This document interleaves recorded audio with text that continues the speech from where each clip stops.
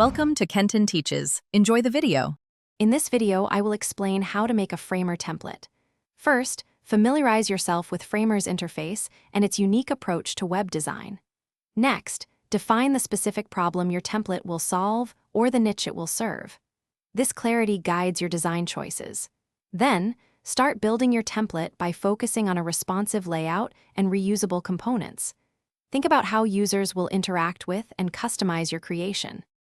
Now, let's dive into the design phase. Ensure your template is fully responsive, looking great on desktops, tablets, and mobile devices. Develop a robust component library within Framer, making it easy for users to drag and drop elements. Incorporate interactive features using Framer's code overrides to add dynamic functionality.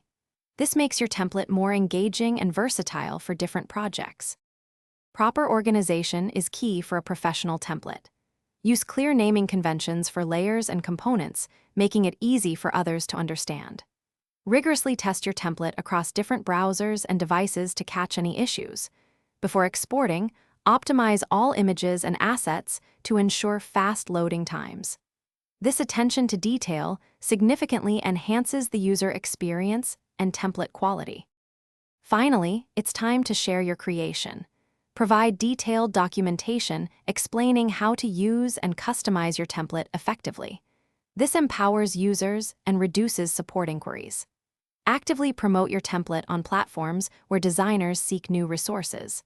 Consider offering different pricing tiers or free versions to attract a wider audience. Remember to check the description for a link to the Oala water bottle and other great deals to help you stay refreshed while you work. Thanks for watching. Please subscribe if this video was helpful.